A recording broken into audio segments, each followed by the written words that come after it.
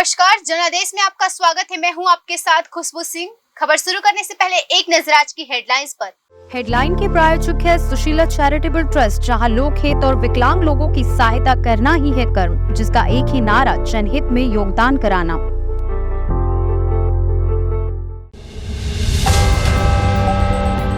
वलसाड़ जिले में 77वां स्वतंत्रता दिवस का राज्य स्तरीय समारोह। राज्यपाल और मुख्यमंत्री भूपेंद्र पटेल समारोह में हुए शामिल।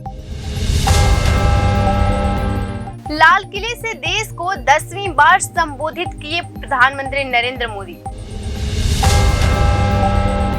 15 अगस्त और 26 जनवरी पर झंडे को लेकर क्या है अलग अलग नियम।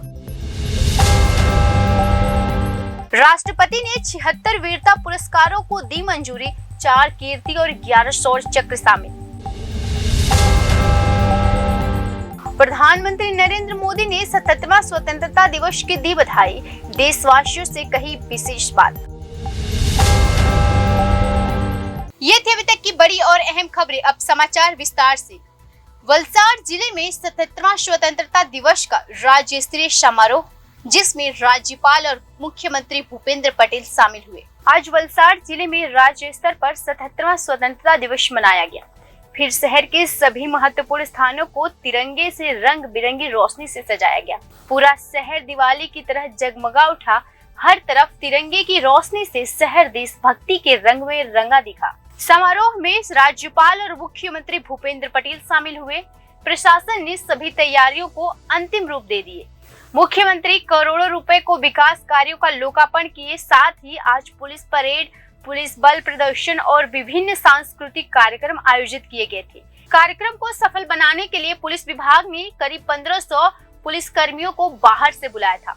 वहीं 77वां स्वतंत्रता दिवस की पर्व संध्या पर अहमदाबाद मंडल के मंडल रेल प्रबंधन कार्यालय और अहमदाबाद, साबरमती, भुज, गांधी धाम, मेहसाणा, वीर मगाम, पाटन और वडनगर रेलवे स्टेशन को तिरंगी रोशनी से सजाया गया। डीआरएम कार्यालय और अहमदाबाद रेलवे स्टेशन को भी तिरंगे के तीनों रंगों की लाइट से आकर्षक ढंग से सजाया गया, जिससे अहमदाबाद रेलवे स्टेशन की खूबसूरती और निखर रही। अहमदाबाद रेलवे स्टेशन पर तिरंगे के साथ साथ स्टेशन क्षेत्र की खूबसूरती भी देखने को मिली। लाल किले की प्राचीर से प्रधानमंत्री नरेंद्र मोदी ने कहा कि आजादी की जंग में जिसने बलिदान दिया है, त्याग दिया है, तपस्या किया है, उन्हें उदार पूर्वक नमन और अभिनंदन करता हूँ। 77वें स्वतंत्रता दिवस पर प्रधानमंत्री नरेंद्र मोदी ने लाल किले की प्राचीर से देश को संबोधित किए। इस दौरान प्रधानमंत्री नरेंद्र मोदी ने कई विशेष और मुद्दों को लेकर अपनी बात देशवासियों के सामने रखी। पीएम मोदी ने मणिपुर समेत देश के कई हिस्सों में हुई हिंसा को लेकर भी चिंता व्यक्त की। इसके साथ ही राज्यों में आई बाढ़ को लेकर भी चिंता जताई।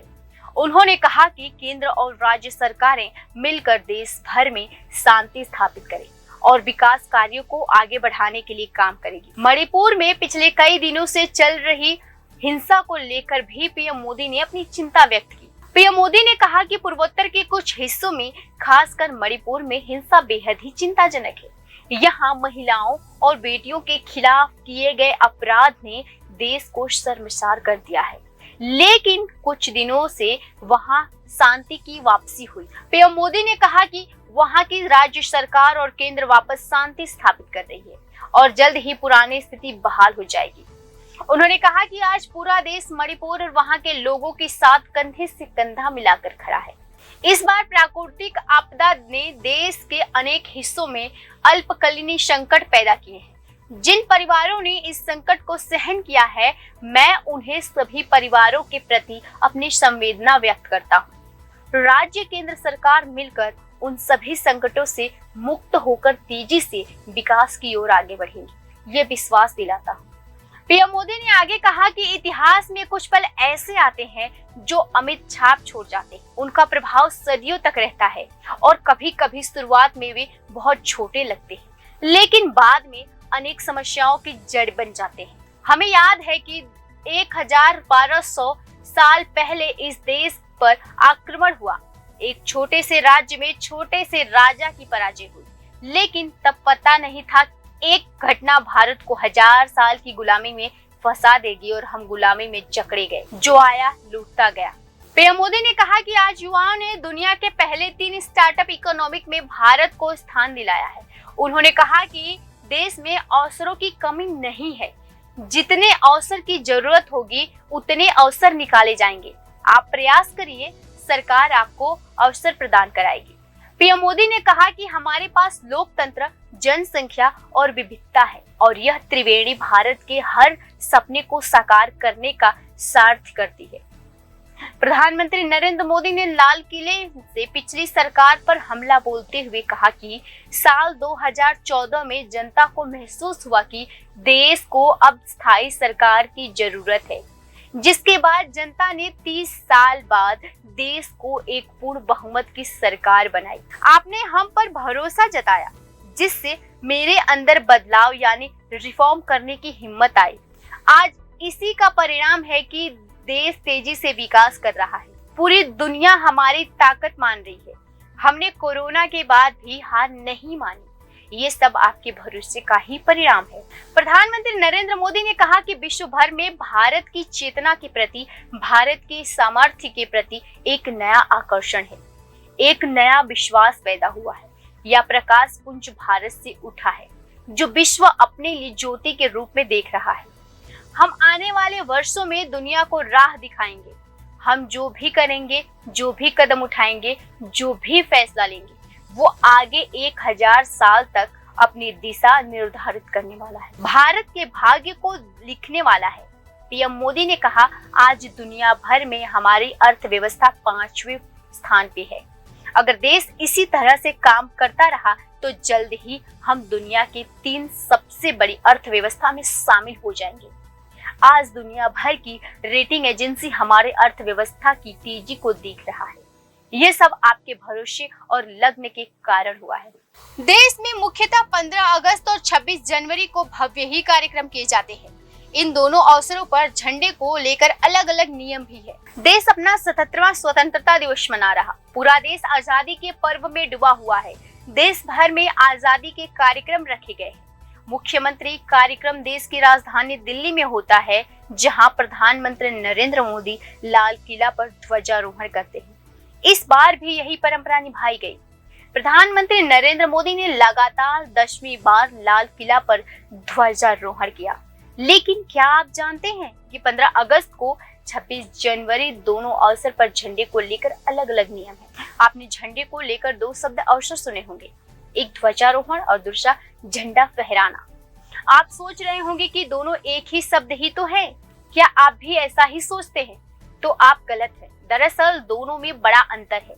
15 अगस्त को जब तिरंगे को नीचे से रस्सी के माध्यम से खींचकर फहराया जाता है तो इसे ध्वजारोहण कहते हैं। वहीं 26 जनवरी में तिरंगा ऊपर ही बंधा होता है, जिसे पूरा खोलकर फहराया जाता है। इसे झंडा फहराना कहते हैं। शायद आप अब समझ गए होंगे कि 15 अगस्त पर प्रधानमंत्री ध्वजारोहण करते हैं और 26 जनवरी पर राष्ट्रपति तिरंगा झंडा फहराते हैं। राष्ट्रपति ने 76 वीरता पुरस्कार को मंजूरी दी, जिसमें 4 कीर्ति और 11 शौर्य चक्र शामिल है। इस बार सीआरपीएफ को 33 वीरता पदक दिए गए हैं। इनमें से जम्मू और कश्मीर में किए गए 5 ऑपरेशन में वीरता के लिए 20 पदक शामिल है।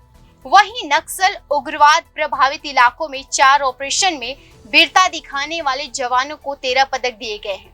77वें स्वतंत्रता दिवस के अवसर पर राष्ट्रपति द्रौपदी मुर्मू ने 76 वीरता पुरस्कारों को मंजूरी प्रदान की। इन पुरस्कारों में 4 कीर्ति चक्र, 11 शौर्य चक्र, 5 मरणोपरांत सहित 2 बार-2 सेना मेडल, 52 सेना पदक, 3 नौसेना पदक और 4 वायुसेना पदक शामिल है।